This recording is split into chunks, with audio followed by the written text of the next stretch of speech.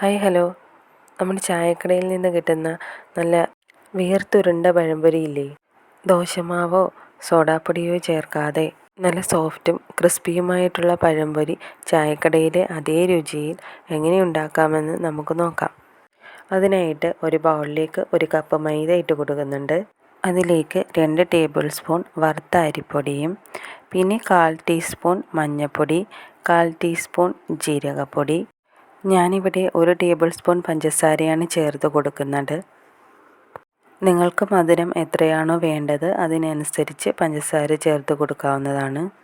പിന്നീട് ഒരു ഫ്ലേവറിന് വേണ്ടിയിട്ട് 1/4 ടീസ്പൂൺ ഏലക്ക പൊടിച്ചതും ആവശ്യത്തിന് ഉപ്പും 1/4 ടീസ്പൂൺ ഈസ്റ്റും ചേർത്ത് കുറേശ്ശെ വെള്ളം ഒഴിച്ചു കൊടുത്ത് കട്ടകളൊന്നും കൂടാതെ നന്നായിട്ടൊന്ന് കുഴച്ചെടുക്കാം.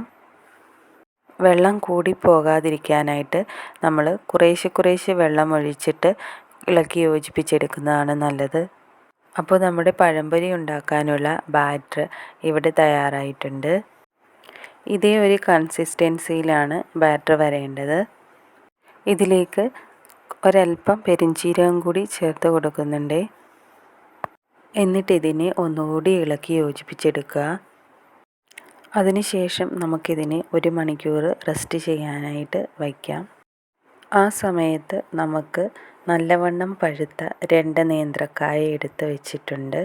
അതിൻ്റെ തൊലി കളഞ്ഞ ശേഷം ഞാനിവിടെ നേന്ത്രപ്പഴം 2ആയിട്ട് കട്ട് ചെയ്തിട്ട് ഒരു പീസിനെ വീണ്ടും 4ആയിട്ട് ചെറുതാക്കി മുറിച്ച ശേഷമാണ് എടുത്തിട്ടുള്ളത്. 1 മണിക്കൂറിന് ശേഷം നമ്മുടെ ബാറ്റർ ഒന്ന് നോക്കുകയാണ്. അപ്പോൾ നമ്മുടെ ബാറ്റർ ഇവിടെ നന്നായിട്ട് കിട്ടിയിട്ടുണ്ട്.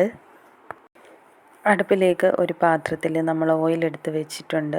ഓയിൽ നന്നായി ചൂടായ ശേഷം അതിലേക്ക് മുറിച്ച് വെച്ചിട്ടുള്ള നേന്ത്രപ്പഴം ഓരോന്നായി ബാറ്ററിലേക്ക് മുക്കി നമ്മൾ ഓയിലിലേക്ക് ഇടുകയാണ്.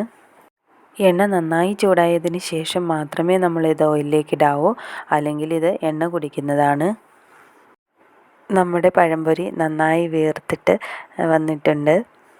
ഇതിനെ ഒരു മീഡിയം ഫ്ലെയിമിൽ വെച്ചിട്ട് തിരിച്ചും മറിച്ചും ഇട്ട് നന്നായിട്ട് മൊരിയിച്ചെടുക്കാം. ബാക്കി വന്നിട്ടുള്ള ഓരോ നേന്ത്രപ്പഴവും നമുക്ക് ഇതേ രീതിയിൽ തന്നെ മൊരിയിച്ചെടുക്കാവുന്നതാണ്. അപ്പോൾ ചായക്കടയിലെ അതേ രുചിയിൽ തന്നെ വീർത്തുരുണ്ട നല്ല പഴംപൊരി നമുക്കിവിടെ തയ്യാറായിട്ടുണ്ട്.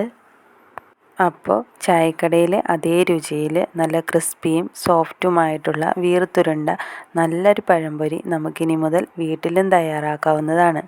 അപ്പോൾ ഇന്നത്തേക്ക് ഇത്രയേ ഉള്ളൂ. വീഡിയോ ഇഷ്ടപ്പെട്ടാൽ ലൈക്ക് ചെയ്യുക, ഷെയർ ചെയ്യുക, കമൻറ്റ് ചെയ്യുക, സബ്സ്ക്രൈബ് ചെയ്യുക. അപ്പോൾ ഓക്കെ, ബൈ, താങ്ക് യു.